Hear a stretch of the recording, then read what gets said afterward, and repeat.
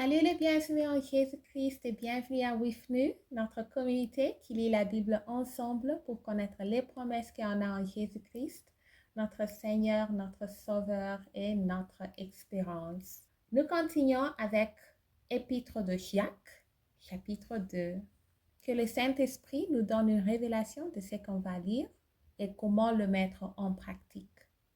L'acceptation de personnes condamnées. Mes frères, que votre foi en notre glorieux Seigneur Jésus-Christ soit exempte de toute acceptation de personne. Supportez en effet qu'il entre dans votre assemblée un homme avec un anneau d'or et un habit magnifique, et qu'il y entre aussi un homme misérablement vêtu. Si tournant vos regards vers celui qui porte l'habit magnifique, vous lui dites: toi, assis-toi ici à cette place d'honneur. Et si vous dites aux pauvres, toi, tiens-toi là debout. Ou bien, assis-toi au-dessous de mon marchepied. Ne faites-vous pas en vous-même une distinction. Et ne jugez-vous pas sous l'inspiration des pensées mauvaises. Écoutez, mes frères bien-aimés, Dieu n'a-t-il pas choisi les pauvres aux yeux du monde pour qu'ils soient riches en la foi et héritier tout royaume qu'il a promis à ceux qui l'aiment. Et vous, vous avilissez les pauvres. N'essensez pas les riches qui vous oppriment et qui vous traînent devant les tribunaux. N'essensez pas eux qui outragent le bon nom que vous portez. Si vous accomplissez la loi royale, selon l'Écriture, tu aimeras ton prochain comme toi-même, vous faites bien. Mais si vous faites exception de personnes, vous commettez un péché. Vous êtes condamnés par la loi comme des transgresseurs. Car quiconque observe toute la loi, mais pêche contre un seul commandement, devient coupable de tout.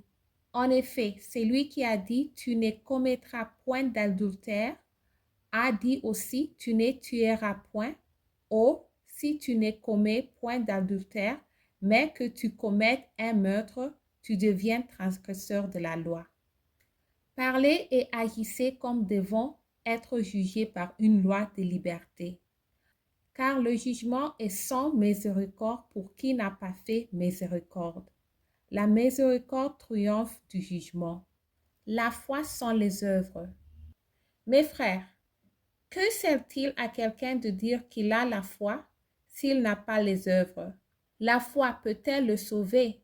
Si un frère ou une sœur sont nus et manquent de la nourriture de chaque jour, et que l'un d'entre vous leur dise « Allez en paix, chauffez-vous et vous rassasiez », et que vous ne leur donniez pas ce qui est nécessaire au corps, à quoi cela sert-il?